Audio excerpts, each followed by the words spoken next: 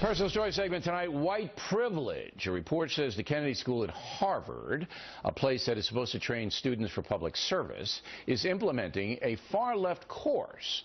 Now, I have a master's degree from the Kennedy School and enjoyed my time up there. The required course is supposed to be about white privilege, and when we checked with the Kennedy School, they now deny the course exists, but there's something going on up there. Now, to some, the words white privilege or code, they really mean white supremacy. With us now, Fox Business anchor Stuart Varney, and from Orlando, Florida, Reverend Jacques DeGraffe, also Fox News analyst. So, white privilege, Reverend, what does that mean to you? Well, white privilege speaks to the benefits that some enjoy based on their race in this society. It doesn't speak to their advantage or their inclination of any individual. So it doesn't say that this individual who's a beneficiary of being white is in and of himself. So you believe that white privilege is in play? You believe that there is a white privilege component to America? There has always, yes. Okay, all right, let me stop you. Okay, now, I'm a really white guy. When I was in Hawaii last week, I couldn't go in the sun.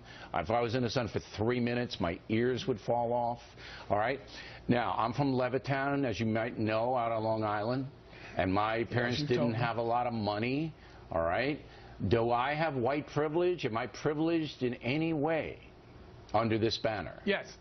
Because none of the things that you've indicated speak to the issue of white privilege.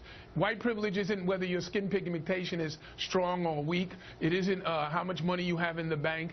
It is you are the beneficiary of years of whites having an advantage in this country based on. But I didn't experience that when I worked in Carvel, painted houses, cut lawns. But others have experienced it. Others experienced it. Right, again, it's not a question of whether you're a good person or work hard. I'm going to have to exempt myself under that white privilege banner. But here's a guy who absolutely is a white privilege poster boy, Stuart Varney.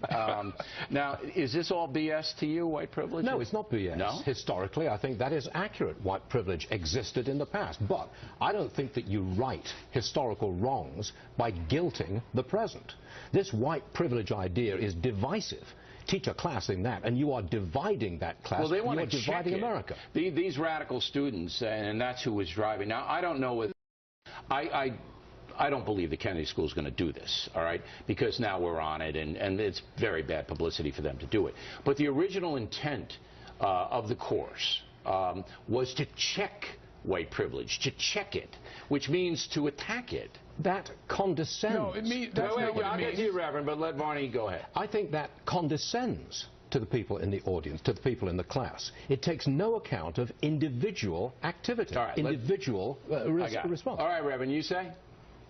As I understand it, what they were attempting to do and what students have been calling for was in particularly a place like at the Kennedy School, which teaches and deals with people who are going to be setting public policy, is to do a critical analysis of white privilege. Well, it's they not had the word, we want to check and it's not intended to make anyone feel guilty. And why would you feel guilty if you haven't done anything wrong? Well, look, when I went up to the Kennedy School, there was a whole bunch of stuff that you could choose to take. This was supposed to be a mandatory course. Now, I think that would be folly, and I think you do too. You can't have a course based on skin color, white privilege. I mean, that in itself is inherently racist, and they'd be foolish to do it, right? Well, first of all, my understanding was not going to be a course, but part of orientation. All right, it's the same thing, though. That's why it would be mandatory. It's the same thing. You have to sit there and listen to some pinhead tell you about white privilege. Orientation is not for credit, so that therefore that's an important dimension of it. Yeah, but the you want to be idea brainwashed before the semester starts. All students who are going to be dealing in public policy would get an understanding of what those who have gone before them have experienced, and those who are not have white privilege, how they experience their policies. The only way I would accept that. And if you feel guilty about that, that's not feeling guilty. I just think it's a waste of time and an imposition. The only way I would suggest accept that is if I taught the course. Then I would be okay. All right, you have the last word, Varney. Thanks. As a white privileged guy, here I go. It's the race business. At it again. Always looking to the past, always being divisive, never looking to the present and the future, and how we are making progress in America more than virtually any other country in the world. Wait a minute. I have a black grandson. Wait, Reverend, go ahead. I got a black grandson. I've got a multiracial family. Am I supposed to teach that young man, great kid, am I supposed to teach him that his granddad exists because of white privilege? And or was successful because of it. Or success because of white privilege. That will be divisive, and I'll not have that kind of division in my family. He's a great kid, and that's what he is. He's a kid. Reverend, can you do 20 seconds? I certainly can. Go. I think that the question of where we are in America today still keeps coming up with Don Sterling, Cliven Bundy, and others. If we can look ourselves in the mirror, put our guilt aside, and look to the future, we can reach the promise of America. All right. Very good debate, you guys. I appreciate it very much.